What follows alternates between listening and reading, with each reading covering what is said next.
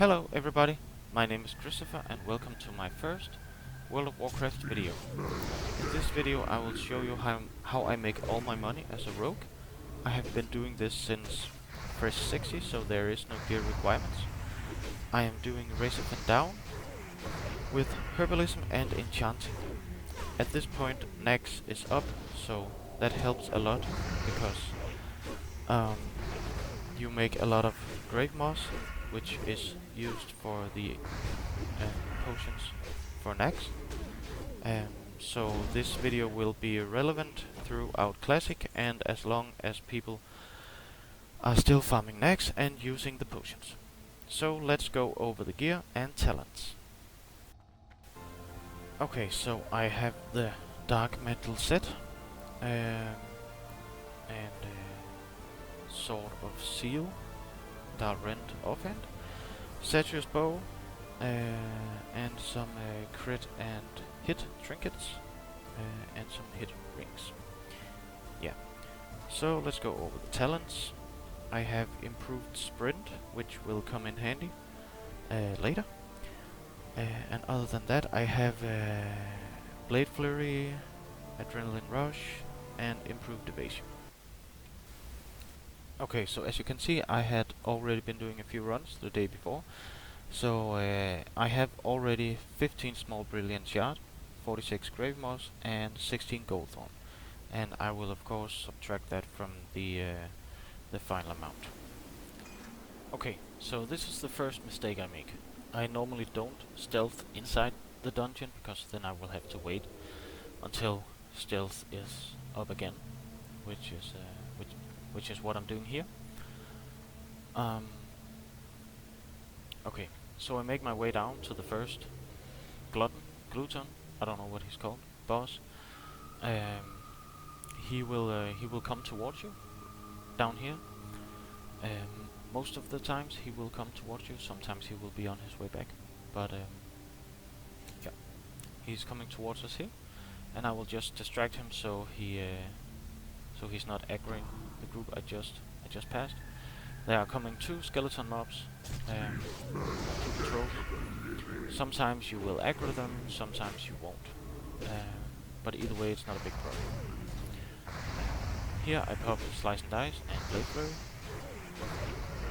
And yeah, just beat him down. Sometimes he will punch you all the way down to like 500 hit points, and sometimes you will dodge everything that he does. So it can be a bit random. He has the chance of dropping this cleaver, which is green, and a couple of leather shoulders that are blue. The cleaver has a 5% chance to disenchant into the small radiant shard, and sometimes you will hit it, sometimes you won't. The blue items from these bosses will always turn into a small radiant shard, so you have a chance of getting everything in between 2 to 5 blue items per run. Before I pressed a macro that is called /target Ragglesnout. Ragglesnout is a rare spawn in this instance, and he will always drop a blue item, and he will be up in that spiral area where I will go later. In this area is the first spawn of grave moss. There are a total of 4 spawns of grave moss. Here there will most of the time also be a goldthorn. I pick up goldthorn because they actually do sell. They don't sell for much, but they sell. Arthur's Tears don't. Not on my server anyway, so I don't pick those up. Here I start out by taking out 3 groups of skeletons. In the description below I will link to a guy called Satar and a video in which I first learned about this run. He is doing it kinda differently, where he pulls the entire thing, both all the skeletons and the boss, without taking out any groups first, and then he backpedals kinda down the pile of bones while he loots the boss, jumps over the cliff and vanish. I have just died so many times to that strategy, so I came up with another one.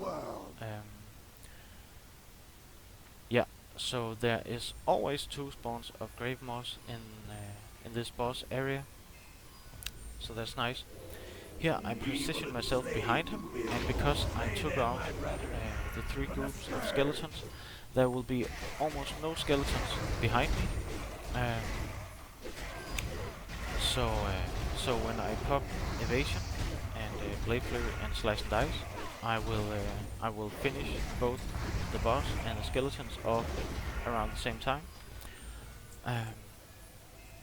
Yeah, but because I took out those 3 groups before pulling the boss, there will be almost no skeletons behind me, so I will take literally no damage. Here I just run past them without stealth.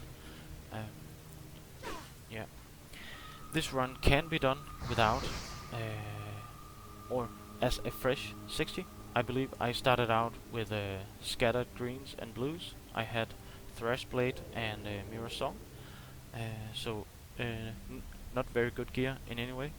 Down here is one of the spawns for the Ragglesnout rare spawn, and he can also spawn here in this hut or in the next hut. In this spiral area there will always be a chest, and most of the times I take it, since these groups can be taken down quite easily without using any cooldowns. Yeah. So in this run the chest is right here, so I just take out this group. There are patrolling skeletons and another group of, I believe it is 2 mobs that can run past you. The skeletons came there, but it's not a huge problem. Normally I start out by taking one of the elites, then I go to the non-elites. They do around the same damage, but are much easier to kill. I start out by taking out one of the elites, so I don't have to kill 2 elites when I'm done. And then I'm just gonna loot up the chest. These chests normally contain some green items. This one doesn't, but there is also the occasional blue bind on equip, which you might be able to sell for a little bit of gold. Yeah, so in this spiral area there will always be a spawn of grave moss, and in this run they actually fell down because I was not paying attention. Yeah, in this run the grave moss will be in the worst possible place. It will be right on top of the last group of mobs before the final boss. In this run it goes fine. I kill them without much trouble. Sometimes I pop evasion, because the last boss can be done without evasion. So sometimes I pop evasion just to survive, and maybe a healing potion. You get quite a few healing potions from these mobs, so I always have them in my inventory. Yeah, but as you will see, this grave moss is at the worst possible place. So it is under this mob right here. So in this run I start out by taking the big elite here, and I try to position myself so the mobs are in front of me, but when there are so many they will kind of spread out, and that way I'll take more damage. But all in all, this run goes fight goes pretty good, and I can just kill them all without too much trouble. Here I just look back because the two elite patrols, they end up right around here, and I can't afford to pull them too.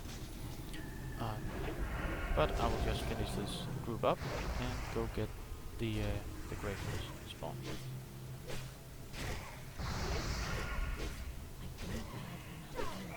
So I got to around 1,250 hit points, and sometimes you will have to evasion and take some health, or take some health potions.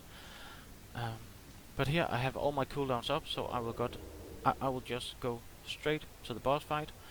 I will dot him, and then just build up 3 combo points, and then pull all my cooldowns.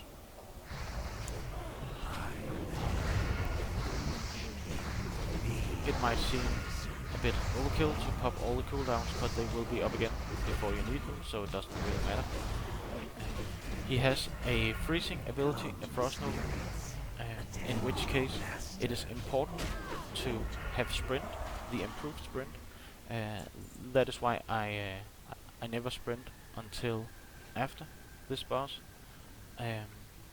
because that might kill you if you can't break the freezing. So here I'm just gonna run out the instance and reset. As you can see on my poisons, I did this run in about 10 minutes, which should be normal, give and take. But you should log yourself out every hour, which gives room for popping cooldowns if you are about to die to something unexpected. Anyway, here I'm just gonna fast forward to where I have done 5 runs. Yep, was here. So as you can see, I ended up with 32 small brilliant shard, 94 grave moss, and 30 goldfarm, and that is a difference of 17 small brilliant shard, 48 grave moss, and 14 goldfarms. So I'm just gonna auction these just below the current auction house prices. And here I just screw up how to actually only sell 17. Yep, create auction. And grave moss will usually go for a bit more. Here I only get about 3 gold for 4. I sell 4 because that is what is used for the potions for Naxx. So I sell them in stacks of 4, and that usually works out pretty well. And then I know I had 14 gold thorns, but I will just sell 2 stacks. So the next morning, everything is gone, or everything is sold. And as you can see, I have 1,102 gold. And after I press open all, we will end up at 1,230 gold, which is a difference of 128 gold in 5 runs. Which is under an hour. So the great thing about this run is that there is no competition. So there is 0% chance of dying to other players, which is quite nice. One of the downsides is that you won't find those high price epics, but it is a kind of slow but very steady income and it might differ a lot from run to run, because you can get 2 small brilliant shards and like 4 grave moss, but you can also get 5 large brilliant shards and 12 grave moss, so it will differ a lot, but either way it's how I make all my money. It's just most of the time it's just autopilot and then just farm away, put on some good music and just yeah, just get to it. So good luck.